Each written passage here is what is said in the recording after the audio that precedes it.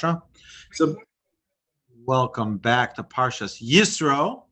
And just before we begin, I want to address the great question that Wendy has asked over here.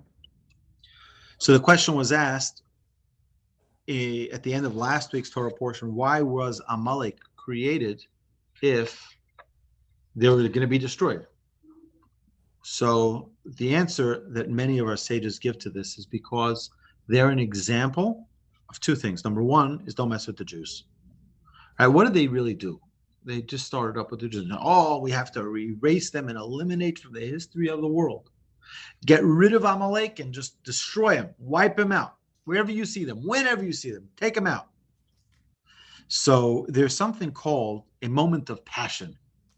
Okay, a moment of passion. What is this moment of passion that our sages refer to? So the Jewish people are leaving Egypt. The miracles that happen are just breathtaking. It's not to be believed, the miracles that happen. Everyone's in awe. They're like, whoa, did you see that? It's unbelievable. Wow, incredible. Don't mess with the Jews. Don't mess with the Jews. There's that moment that the whole world is wowed by the Jewish people.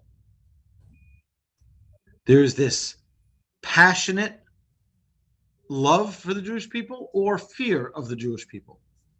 Until one guy, it's like you ever see, there's a group of young college students doing stupid things, right? So they're all hyper and right, but no one wants to do something like outrageous, jump off a roof into the pool, until one clown does it. And then everybody's jumping off, and sadly, you see too many of those videos where one guy slips off and breaks his ribs, and like, what were you thinking, right? It's the first guy that jumped off the roof that made it crazy for everybody else. Our sages say that the Jewish people were like a steaming hot tub, right? No one wants to go into that hot tub. You know why? You go and you get burnt. So everyone's like, oh my goodness, do you see the smoke billowing out of that hot tub? We're not going in. We're not touching it. That's the Jewish people. The Jewish people are that hot tub. Everyone sees we're the untouchables. Until one idiot comes around and says, you know what? I don't care if I get burnt. I'm jumping in anyway. Right? And that's Amalek.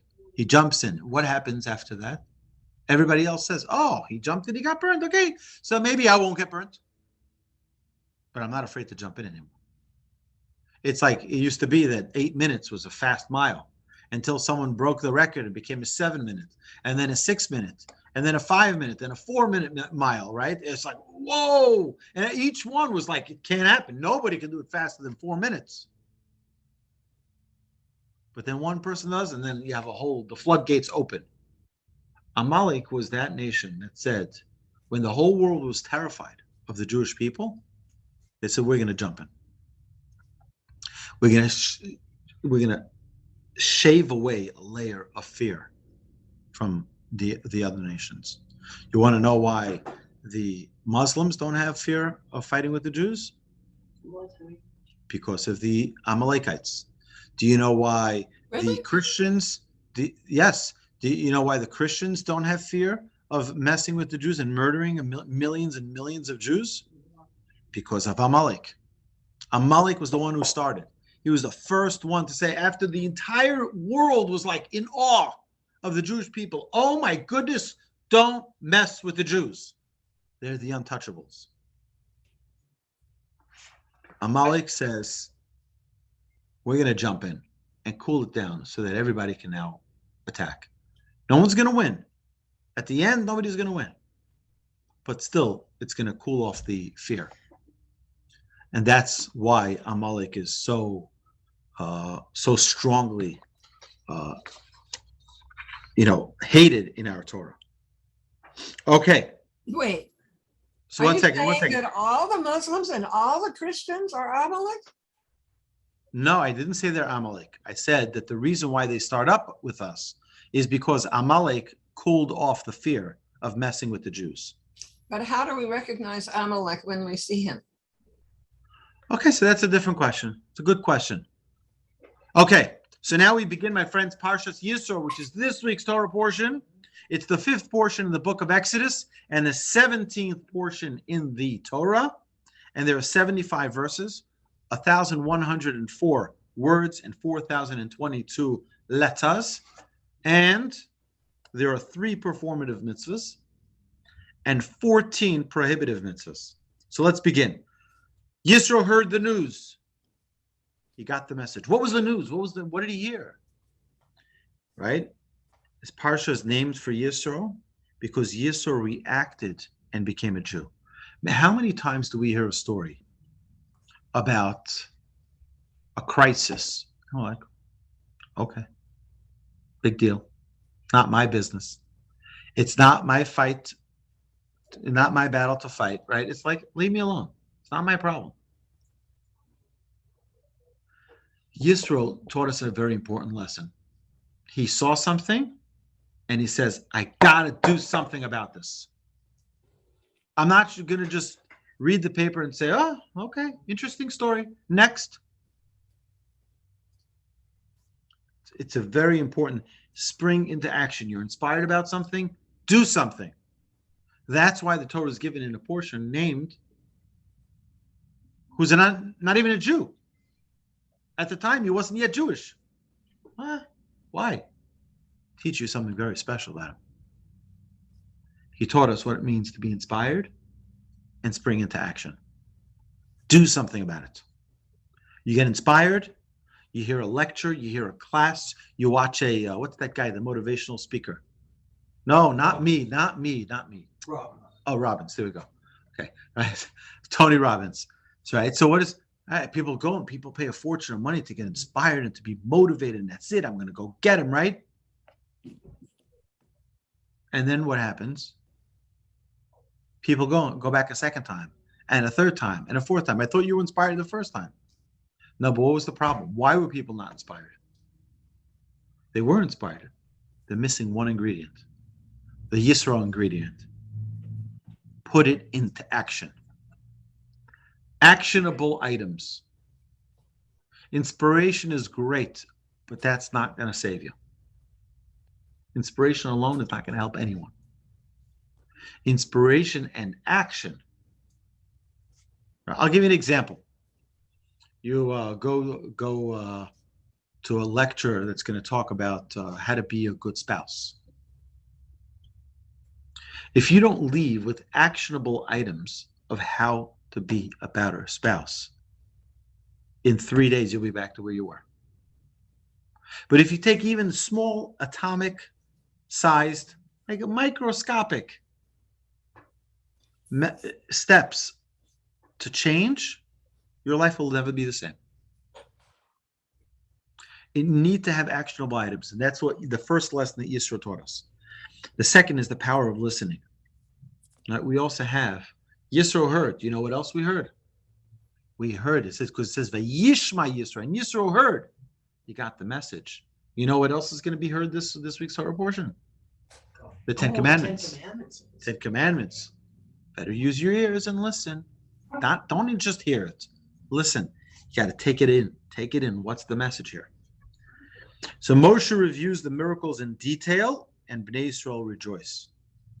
Yisro immediately circumcises himself to join the Bnei Yisrael. He joins the Jewish people. Yisro gives good advice to Moses, and this is basic leadership training. Right? You have to have a pyramid. A pyramid. The whole pyramid scheme started with Yisro, but this wasn't a scheme. This was a method of how to be able to disseminate Torah in an effective way. Because imagine this. Imagine if, God forbid, you and I were in a quarrel. Right? So we go to the Beis Din, right? We go to the local Jewish court. But I don't want to sit with this Joe Schmo court. I want to sit with Moses. I want Moses to hear my case. So people would wait around the block to talk to Moses, to ask him questions. Yisro comes. He's like, what's going on here? What's going on? Are you kidding me? You're going to hear 300,000 cases? You can't listen. People would get into a fight. The Midrash says people would get into a fight just so that they can bring their case in front of Moses. Who doesn't want to be close to Moses? The man who spoke directly to God. Everyone would want that opportunity. Everybody would want that privilege. So they'd fabricate stories just so that they can get an audience with Moshe. So Yisro comes and he sees this is craziness. And it's like run like a Jewish day camp. I mean, come on, get in order, right? So he says you got to put, those who are in charge of the tens, the hundreds, the thousands, and he made that scheme so that way you had a hierarchy. If the small court couldn't figure it out, they'd go to the next court, and then the next court, and the next court, and finally to get to the Supreme Court, right? And that would be Moshe, and Moshe would make the ruling then. Okay. So 44 days later. Wait. Yes. So Yisro, he becomes Jewish when he wasn't. But why do we refer to Ruth as the first convert?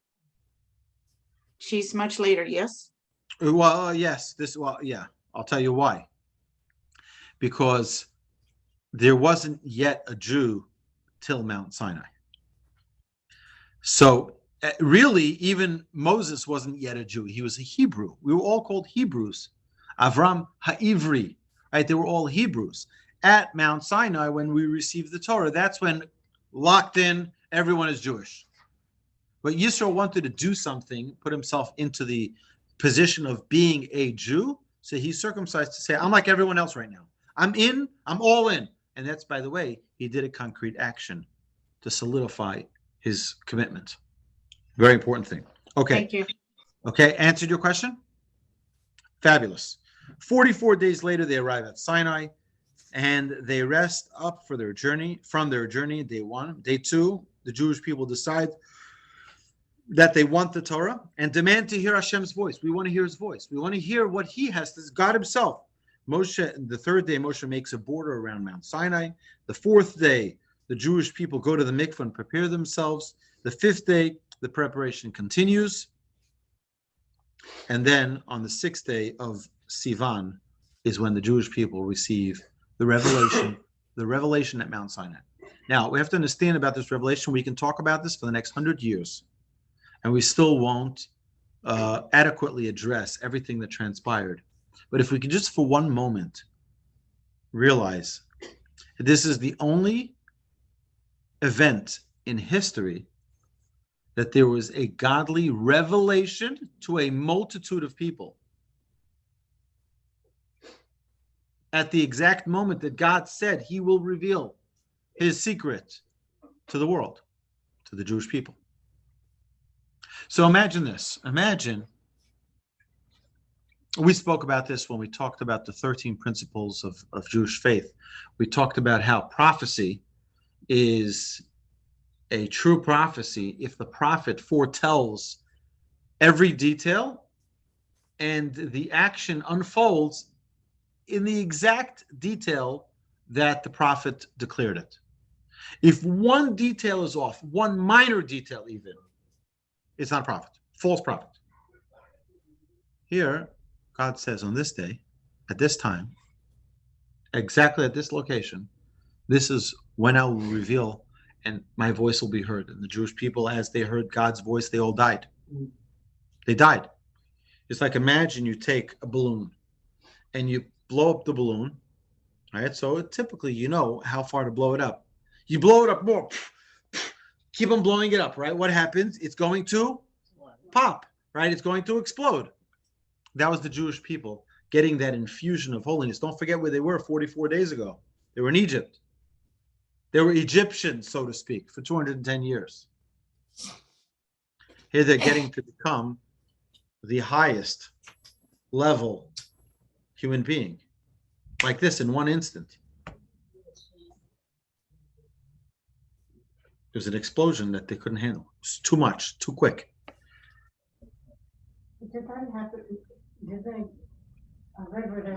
Twice it happened. Twice they died. Correct. Twice they died and they were resuscitated. Okay. Then, the day of national revelation at Mount Sinai, there's the thunder, the lightning, the smoke, the fire, the sounds of the shofar. There's a lot going on. All of the senses, everything is going up on 10 out of 10, right? They did teshuvah and cried out, whatever Hashem tells us we will do. Kol ma, right? Whatever the Almighty says, naaseh v'nishma, we will do and we will listen. Kol asher diber Hashem, naaseh v'nishma. Whatever Hashem said, we're doing it. We're in, locked in. That's why it's also, if you look at what the Jewish people say, they don't say, we'll hear and then we'll do. No. We're going to do. We'll hear after. We don't care, but we're committed. We're locked in. Okay, and then we have the delivery of the 10 Commandments, Hashem's voice, all at once. That's our sages tell us, the Midrash tells us, that all of the 10 Commandments were said at one utterance.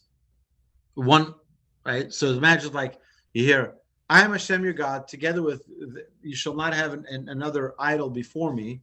You should not say my name in vain, right? Keep my Shabbos, honor your father and mother, all being said together in one shot. Right? Plus the second side of the tablets. So they were said all at once. The souls departed. The revelation is too powerful for them. The Jews hear directly from God. They don't hear directly. They couldn't hear directly from God anymore because it was too big of a revelation. First, they were demanding, we only want to hear from you. Right? It's like that 8th grade kid. He's like, yeah, I'll fight you. Yeah. And then he gets one punch. Like, okay, I'm sorry. No more. Right? It's like, we asked to speak to God. God, we want to hear from you. Oh, please, we can't anymore. Enough. Too much. Right? The 3rd commandment is already in the 3rd person. It says, don't say God's name in vain. It doesn't say, don't say my name in vain. It says, don't say God's name in vain, because that was already relayed through Moshe. Now, the foundation of our covenant, is that we had a national revelation. There's no other religion in the world that claims to have had a national revelation. None. In fact, every religion is based on a single individual's tale of a dream, of a vision. God came to me and told me, but never a God came to us and told us. That only the Jewish people had.